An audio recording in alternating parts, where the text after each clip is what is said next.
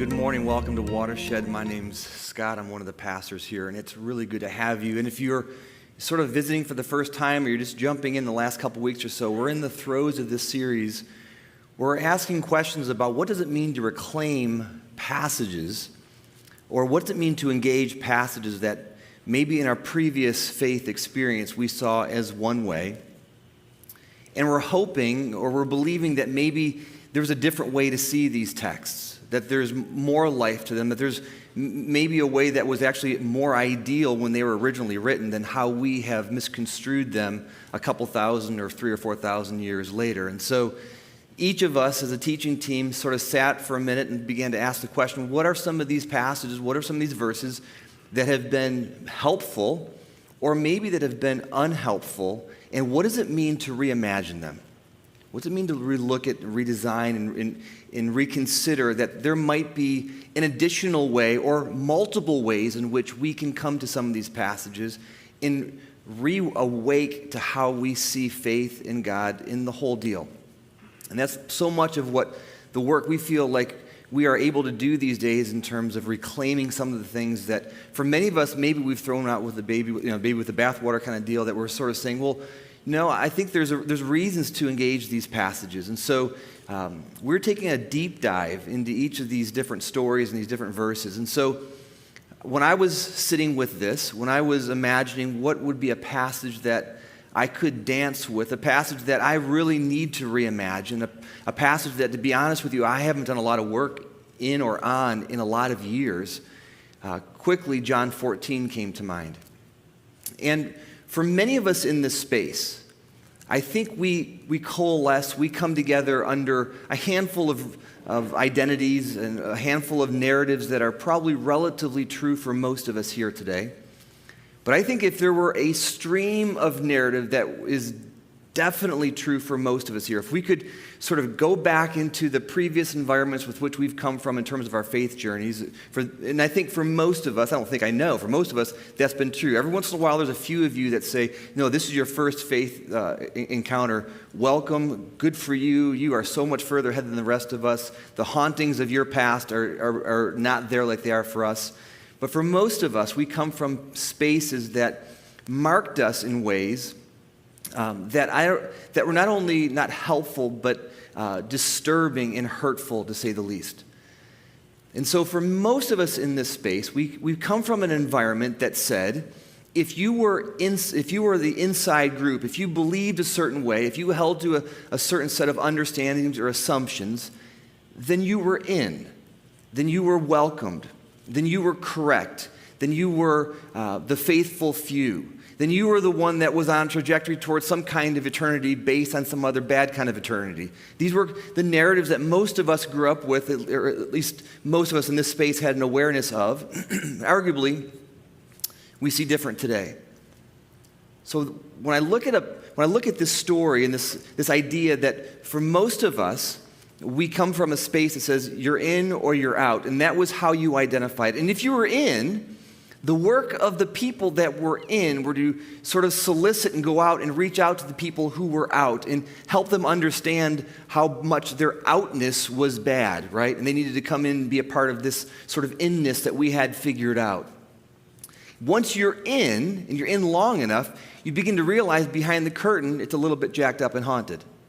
And so you begin to realize, wait a minute, I'm not sure this is what I want to be a part of. And then a whole bunch of stuff ensues, and everything falls apart. You become angry, they become angry at you, and then you no longer are a part of being in, and you are now out. And this, for many of us, lands us through a very circuitous route into a watershed space, into a watershed community. John 14 might have been the central passage that has been weaponized over the years to propagate this idea that a certain select group are in while the rest are out. And maybe you're familiar with this passage. It goes like this. Jesus says these words, I am the way, the truth, and the life. No one comes to the Father except through me. And how many of you have heard this passage before? You're relatively aware of it, okay. Like I said, it's been weaponized, it's been used to control, to manipulate, and encircle a group that feels more empowered because they feel as though they have some kind of understanding or awareness unique to them that the rest of the world, that the vast majority do not have. That's sort of the disposition when this verse has been used over the years, that those of you who believe in Jesus and his way, you're in. If you believe in the way, in the truth and the life, as though somehow when we say the words truth and life, I get all of it. It makes sense. It's really clear now. Those two are very ambiguous statements. Yet somehow we think that we're in because that makes sense to us, when really when we stop to think about it, they're loaded terms. That no one comes to the Father, no one engages God except through Jesus. And this sense that if I believe, if I trust, if I hold to Jesus being true, then somehow I'm in. And on top of all of this sort of inness and outness narrative, this grid, we call it a hermeneutic, this filter with which we come to these kinds of texts, is laden with this idea that there is a heaven and a hell, and that certain people are in and certain people are out. And then if you believe a certain way, you're in, and if you don't believe that way, then you go to an eternal hell. And that grid has obsessively encompassed how we as modern evangelical Christians have seen and read and interpret so much of the scriptures, when arguably that is not at all the intentionality of Jesus in particular in this passage, and in general across the board. And so this morning, I want to humbly engage this passage. And I say humbly because I don't think for one second somehow I've got it figured out by any stretch of the imagination. But my hope would be that I can maybe stretch your imagination to say, well, maybe there is a different way to see this passage. Or maybe there's multiple ways of seeing this passage. And maybe the one that is not to be engaged is the idea that it's a future of a heaven or a hell or a group of people that are in or out. And so instead of weaponizing it, maybe this passage can be reclaimed and can be seen in a different way. It's important to understand. It's very, very important to understand. The Bible is written by storytellers, not historians. So storytellers have an agenda. They're trying to communicate something. They might not be necessarily concerned with making sure that their storytelling is completely historically accurate. As a matter of fact, I would suggest that they aren't concerned at all about historicity and accuracy. They're more concerned about attempting to communicate an idea, a notion, a concept, an agenda. And that is very, very true with the author of John, which we're not even sure if it was John himself, but arguably the person who is writing this passage has a very Jewish agenda. Again, which is fine. A very Christ-centered, Jesus-centered Jewish agenda, which is a whole other conversation for another time. But it's important to understand that the Bible is written by storytellers, not historians. So if I can this morning, let me take you on a small journey. Let me take you on a short journey. A journey that most of you have probably the sort of arc of understanding towards. So John 14 is where this passage is found. John 14:6, the very beginning of John 14. But I want to back it up, if I can, to John 13. And for most of you, you're probably relatively aware of John 13. This is where we see the Last Supper, right? This is the upper room. This is where we see the Passover being celebrated in the Jewish customs and the Jewish traditions. And so Jesus and his 12 disciples are going to have a meal together. And probably this group of 13 were looking forward to this meal. They were looking forward to their time together. Somebody probably prepared it in an extra special way, and the drink was probably a little bit more top shelf than normally. And so the moment in terms of the disciples was going to be something that was going to be relatively enjoyable and meaningful. The disciples and Jesus have been together about 3 years at this point, so they've done a lot of work together. They spent a lot of time with Jesus. They've watched the work that he's done. And so here they are in this Last Supper, the upper room, the Passover, whatever you want to call it. This is just hours and maybe a day or so before Jesus ultimately dies and is crucified. Or so the story says.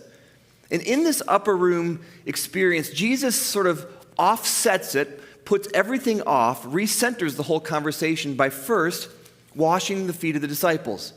And like any of us, that was an awkward experience. I mean, somebody touches your feet, that's a very intimate kind of a thing. Your feet are dirty and they're trying to get them washed. So the whole thing was off-putting to the disciples on the front end. And they were sort of saying, Jesus, if anything's going on here, we should be washing your feet, not the other way around. And they struggled to absorb that like any of us would.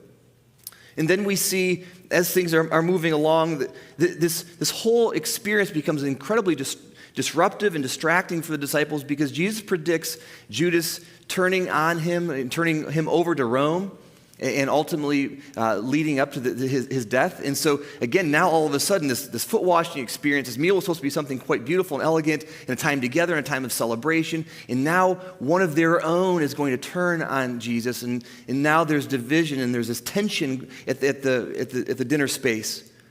And then we see Jesus predicting Judas turning him over, not only Judas turning him over to Rome, but we also see Peter's denial happening. So in this mealtime, in this matter of minutes or an hour or so, whatever's going on, a lot of disruptive narrative is happening. And then Jesus says this, near the end of John 13, "My children, I will be with you only a little longer. You will look for me, and just as I have told the Jews, so I tell you now, where I am going, you cannot come." And so in the mind of the disciples, all of a sudden now, wait a minute, everything is blown up. You're saying our own crew here are going to turn on you. You're saying that you're going somewhere where we can't go. Why can't we go? After all, you're our stability. You're the thing that we're holding to. And what is Jesus saying here? Jesus is not saying I'm going to a different place and you can't show up and go with me physically. Jesus is saying where I am going to go, you can't go. I am going to suffer and die in the hours ahead, and you can't experience that with me right now. You can't go with me right now. And in a sense, Jesus is being a little bit cryptic with the disciples because arguably they're not ready to really hear that ultimately their future is also going to be in jeopardy. And we know history seems to prove that. And out of nowhere, so again, all this stuff is happening. Jesus washing feet, Judas turning him over to Rome, the story of Judas turning him over to Rome, Peter's denial, Jesus saying, "I'm leaving and you can't go with me." All this stuff is incredibly disruptive. And out of nowhere, in verse 34, Jesus makes this statement, "A new command I give you, love one another. As I have loved you, so you must love one another. By this, everyone will know that you are my disciples if you love one another." It's like the whole thing is turned upside down. He's saying, hey, for the record, I'm issuing you a new command, which, by the way, was not a new command. The Jewish tradition sort of coalesced everything down to at least two statements, one that you were to love God and you were to love each other. So it's not a new command. But Jesus has sort of taken the audacity and sort of taken the freedom to say, hey, let me issue something a different way. Let me invite you to love differently. And he seemingly is doing this, and in the work that he did for the years leading up to this seemed illustrative of this. So he has this he's trying to reclaim this commandment of how we love well. And the disciples aren't hearing any of it. They're too consumed right now. And chapter 13 is loaded with this meal that is going completely sideways. And Jesus tosses out this verse, and it's almost as though they glossed over it. They don't even hear what he's having to say. Because after all, he's just wanting to refocus the disciples. Here's the deal, disciples. This is what I've invited you into. 3 years of work. Serve other people, washing feet. Love people that are hard to love. Love people on the fringes. Love people that are not in the same socioeconomic status as you are. Love people that are not necessarily loved by those who are being centered. But they're more concerned about where Jesus is going. They didn't hear one word he said about what it means to love. In the next verse 36, Peter asked, "Lord, where are you going?" And Jesus replied, "Where I am going, you cannot follow, but you will follow later." So what's going on here? What is Jesus saying? You're not ready to go on the journey of death and pain that I'm going on. But by the way, you will go on that journey. And again, Jesus is being cryptic here. I think he assumes the disciples are not ready to really hear what's going on. They did not, because here's what Jesus knows. If you introduce a kind of leadership that washes feet, it's disturbing. People don't like it. If you introduce the kind of love that says love people who are on the fringes, don't love those who are centered, the centered, powerful people don't like that. Because the work of Jesus was to love what? The prostitutes, the tax collectors, all the people who were sort of on the outside. And when you love people that way, when you love people like Jesus was saying here in the first part of chapter 13, love well and then they will know you're my disciples. When you do that kind of love, it resets the whole thing. And ultimately, it will cost you. People don't like it. The system doesn't like it. The structure does not like it. And Jesus knew that the disciples ultimately would follow him in his journey. They too, and we know history shows this, that most of the disciples died at the hands of a system in Rome that ultimately want them dead because the kind of love and the kind of thing that they were trying to introduce, Rome and the systems were not comfortable with. And so Peter says in verse 36, Lord, where are you going? Jesus replied, where I'm going you cannot follow, but you will follow later. They will follow later in their own death and in their own pain. Verse 37, again, they're obsessed. Peter says, Lord, why can't I follow you now? I will lay down my life for you. Then Jesus says, and kind of sticks it in a little bit, will you really lay down your life for me? I mean, he's sarcastic. Like you tell Jesus is really miffed right here. I tell you, before the rooster crows, you will disown me 3 times. And it's so the disciples, you can get this, right? They're like, oh, Jesus, we've spent 3 years with you. You've been a security blanket. There's clearly codependence on him. Right? You've met all our needs. You've provided for us. We've done these miracles together, and we've had these experiences together. And it's as though they're saying, Jesus, by you going away, we're losing our system. We're losing our infrastructure.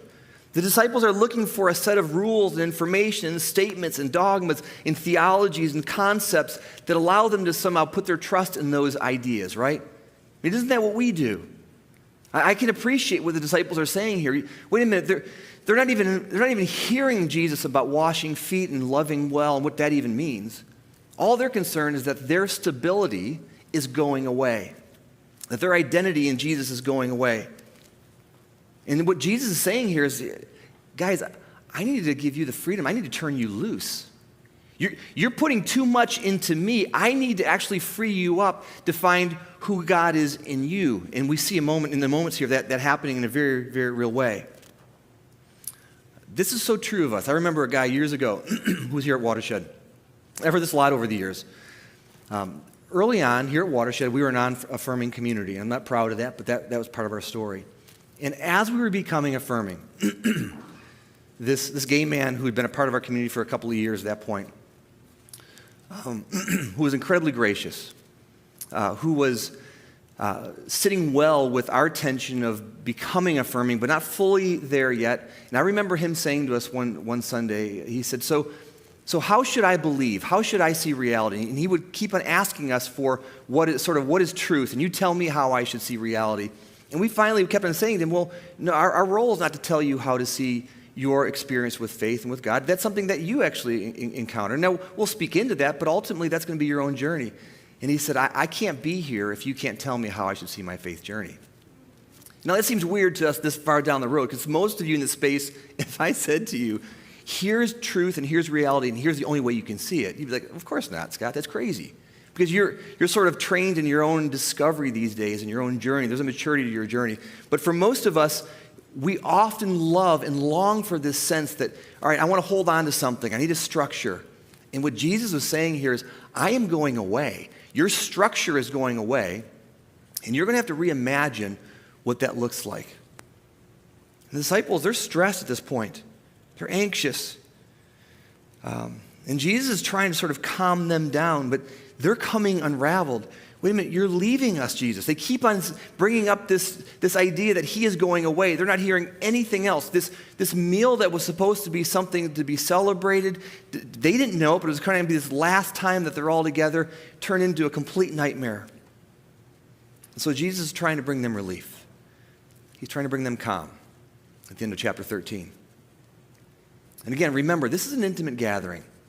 So it's not as though Jesus is sitting or standing before a crowd and saying, let me disseminate truth, and this truth is universal truth, and this truth is to be held to forever in the ages evermore, to never be edited or played with or dialogued over. That's not what's happening here. This is not where he's sitting down and somebody's canonizing the words that he's writing because the words he's saying are to be held as sort of truth forever. Not at all. This is a dinner table. Well, they're not probably on a table. They're probably sitting around more on pillows. They're probably a couple glasses of wine in, a lot of emotion, a lot of angst. They're afraid. There's fear. And Jesus is trying to say, and he opens up verse 1 of chapter 14. He says, disciples, guys, don't let your heart be troubled. You believe in God, right? I mean, you have this trust in the Christ, in this essence. Believe also in me. Believe in what I say. My Father's house has many rooms. If that were not so, would I have told you that I am going there to prepare a place for you? So when I read this passage, Jesus is trying to calm the room. He's trying to calm the space.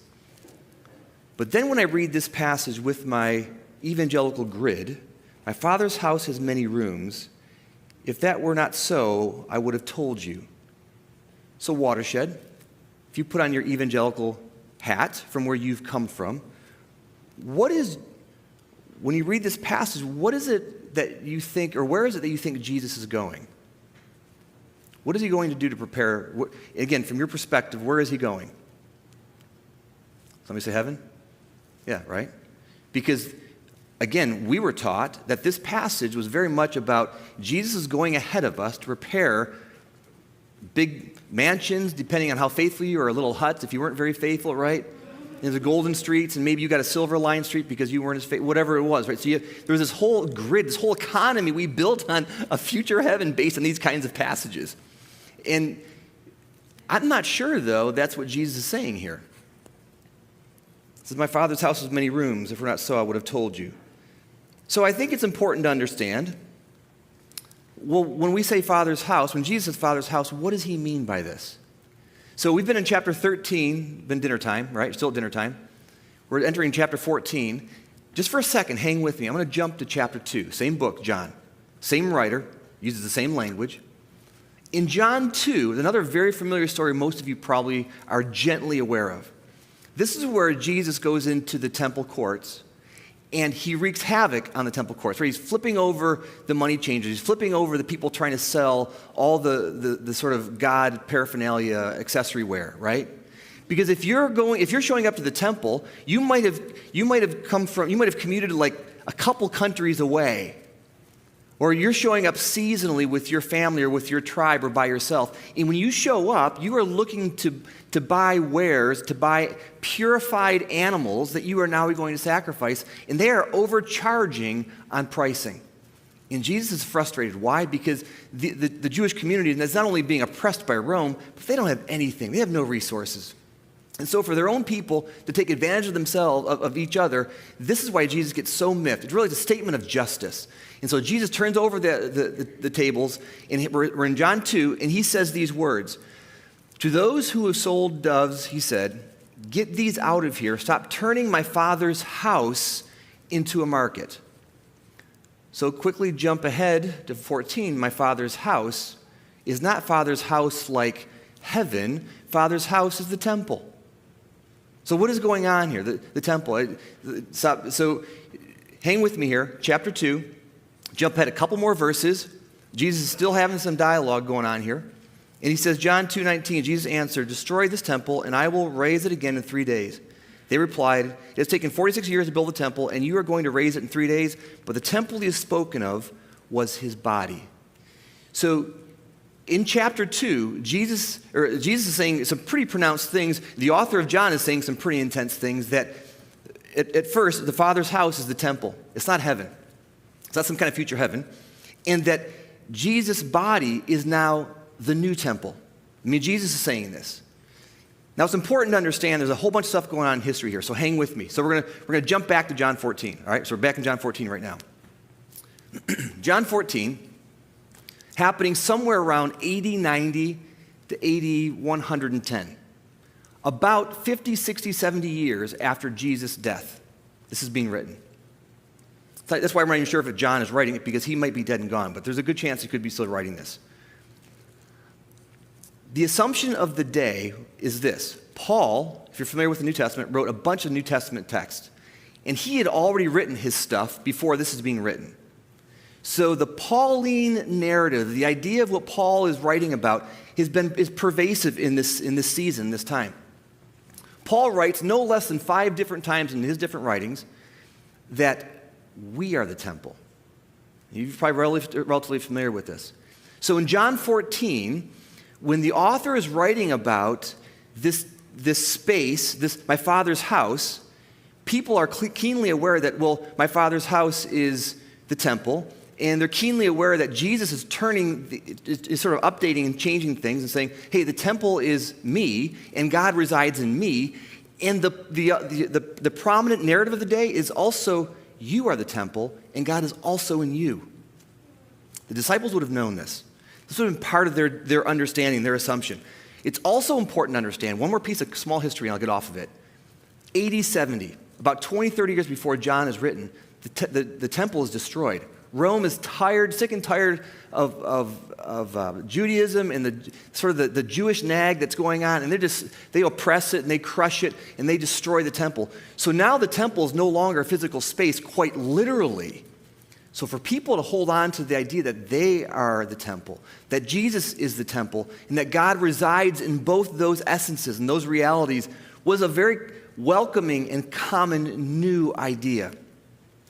And so when Jesus is having this conversation about, I am going to prepare a place for you, I am going ahead of you, I am going to die and suffer in advance of you, and you're coming behind me in this narrative, and I'm going to prepare a place. In other words, I'm going to set in motion the reality that already is, the reality that you already know, the reality that God is realized in me, says Jesus. Oh, and by the way, you already know this, disciples.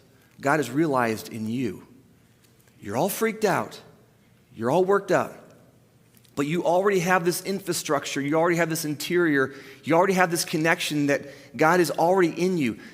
Another quick small piece of history, when you read the book of John, it's important to understand that when John is writing, he's not writing in a literal sense, in the physical sense. He's very much speaking to the spiritual narrative. That's how he writes. That's how he was seeing reality. He was not concerned about the physicality. He was more assuming on the reader that he was speaking about the space and the idea of spirit. So the idea of a physical temple being gone, and you being the temple, and God being centered in you is very much lined up with how John is writing. We are the new temple where God resides. God's realized in us. And here's also what's happening.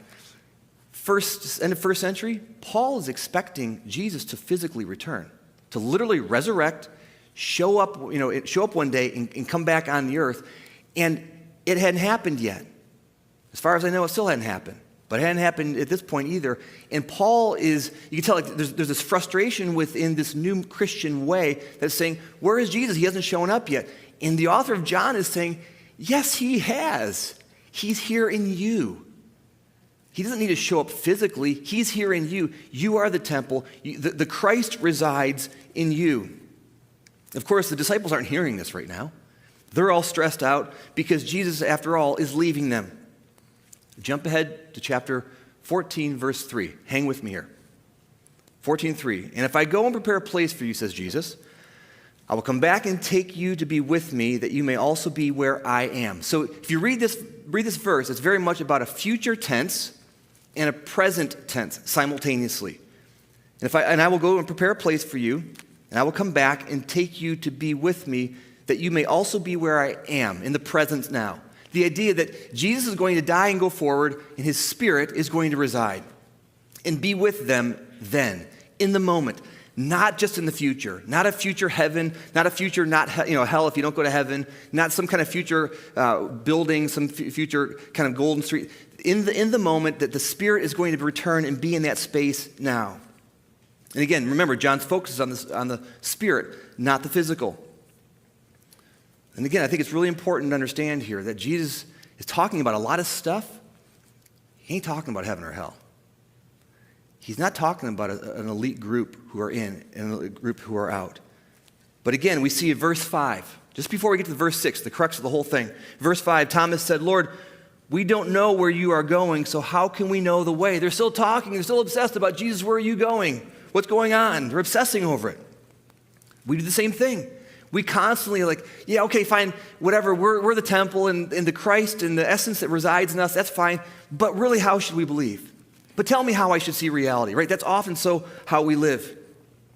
The disciples, like they need some Prozac, like they're coming undone, right? They need another glass of wine. They are so stressed out at this point. Everything that they have worked for and lived for, as far as they know, is leaving. They're losing some of their own friends. The dozen is going away. Their leader, their point person is going away. They don't even know where he's going. They still think he's going somewhere, but Jesus is cryptically he hasn't unloaded all of that yet because it would be way too much for them to absorb. They're anxious, they're stressed. And again, remember, they're at an intimate gathering, a dinner table, not sitting on the floor. They're hanging out. They're laid back in a sense. This is not some formal setting where they're trying to canonize the words of Jesus. And so Jesus is saying, all right, disciples, you're freaked out. You're stressed out that I'm going to go somewhere. You're looking for a way to be. You're looking for a way, and I've been telling you all along that you have everything you need inside of you. That the God, the temple that is you, it holds the Christ internally. You have all of this, and somehow you're not hearing it. I'm inviting you to love well. I'm inviting you to care about those on the edges of culture and society. But you're not even hearing that. You're concerned about where I'm going. You're concerned about the system. So let me calm you down. So I'll tell you what you need to hear. I am the way. I'm the truth. I'm the life. And what he doesn't say parenthetically here is, so are you, disciples. Because you have the same thing. You have the same kind of spirit possessing you that I have. But you're not ready to hear that yet because you just need to be reinforced. And oh, by the way, no one comes to the Father except through me. Parenthetically, but you already have access to the Father because you are the temple, and the Father already resides in you. The Christ, the essence of all that is, already resides in you. And it's as though Jesus is saying, all right, you need me to give you a specific grid with which you need to see reality right now? I get that. I'll give that to you. I mean, it's going to unravel here in the days ahead. Not only am I going to be dead and gone, but so will you in the years ahead. They were so stressed. They want to know where he's going. In this passage, I think it would be ostentatious of us to think that Jesus is somehow making some kind of universal statement that we are to rest all of Christendom on.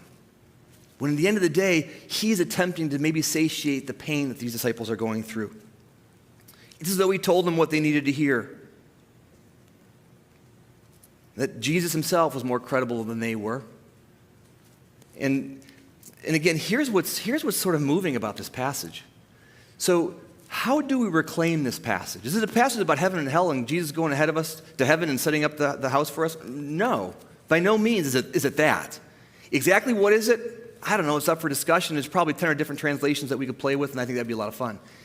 But what it's not is a future heaven or hell. But here's what Jesus goes on to say. And so in terms of how we reclaim this passage, what if we can look at it from a couple different perspectives? This one, so if you go to a few verses ahead in chapter 14, hang with me, I'm almost done here. A few verses ahead in chapter 14, like 7 or 8 verses. Chapter 14, verse 12, Jesus says these words, "Very truly I tell you, whoever believes in me will do the works I have been doing. And they will do even greater things than these because I am going to the Father." I mean, Jesus is saying here, because I'm leaving you, and I'm going to leave my spirit, you're going to actually do a greater work than I've ever done. It's almost as though Jesus is saying, because I'm getting out of your way, you're putting way too much trust in me and not letting the Spirit actually work in you. So ironically so, Jesus is saying, actually, it's not about putting trust in me. It's about putting trust in the Spirit that already possesses you. Do you see the difference? Like, wait a minute, this is not a passage about who's in or who's out. No, it has nothing to do with that. As a matter of fact, it's actually a passage about that. Ironically, it says we're all in. You're all possessed by a good spirit. You're all possessed by this essence that has created all that is. Call it the Christ. Call it whatever deity form that you need. It's something that imbibes you. And it drives us, or it's inviting us to live out a different kind of way. A way of love. A way of serving. A way of caring for people that typically are not loved and cared for. That are not centered. That's kind of the second point of what it means to reclaim this. And then there's a third point here that I kind of read this a couple days ago, and I don't even have a slide for it. And this idea of subversive resistance. This idea of, you've ever heard the word gospel? I'm absolutely convinced we have no idea what it really means, because it's such a thing to be played with, and the word to be interpreted and played with and sort of discovered. But one of my favorite thinkers wrote, in terms of how he interprets the word gospel, the gospel is the divine announcement that you are loved and accepted exactly as you are, that everything has been taken care of. This is where, like, Jesus saying, the gospel is, disciples, it's going to be okay. That I'm not leaving you alone. That everything has been taken care of. That everything has been that everything you've been striving for to earn has been yours the entire time. That you belong in exactly this condition that you currently are in. Nothing additional required. Nothing needed. That you're looking for all these grids to say, wait, how do you believe? Wait, Watershed, you're progressive. Okay, I'm being progressive. But here's the deal, guys. This progressive narrative, it's going to go away, right? In 5 or 10 years or 15 years. Some people will hold to it and die to it because they think that's where the reality should be. It's going to be something different. I've been doing this for 33 years. I've experienced a few of these things, and I've held way too closely and too tightly to some of these ways of seeing reality. But maybe whatever the new progressive is going to be, that's going to be the new thing that we sort of jump to, and we hold it loosely, and we evolve into the next thing, right? In essence, what Jesus is inviting us into is a sense that we can love really well and need to. That the spirit that possesses us is not a spirit that's trying to control us, that's trying to say, believe a certain way, hold to a certain set of standards, hold to a certain set of assumptions. It's absolutely way more broad than that. It's all are in, all are welcome. Now we get to do the work of waking up to what does it mean to imbibe the spirit that does possess us. That this essence, that this Christ, that this Logos, that is the center of who we are. What's that look like? And what's it begin to live that out? What's it mean to live that out here in Charlotte? At Watershed, and as a community, as a family that grows and loves together. Let me pray with you. Father, Christ, this essence that is here in all of us. We're grateful that we get to dance this dance and play this way and to reimagine, to rediscover. Thank you for the men and women and the people in this space who speak so beautifully into what this looks like and show grace towards this and live out this kind of gospel, this kind of love, and this kind of way automatically. That the spirit that possesses them is living very real in a very real way through them. Thank you for the journey that we get to play and dance and engage. May we come away from these kinds of talks in this series with humility, embracing the stories and the text, realizing that there's something worth reclaiming here, that's worth reimagining. And so when we say we love you, we speak truth into that we love this essence and this center, that this God, that this deity that is possessing us.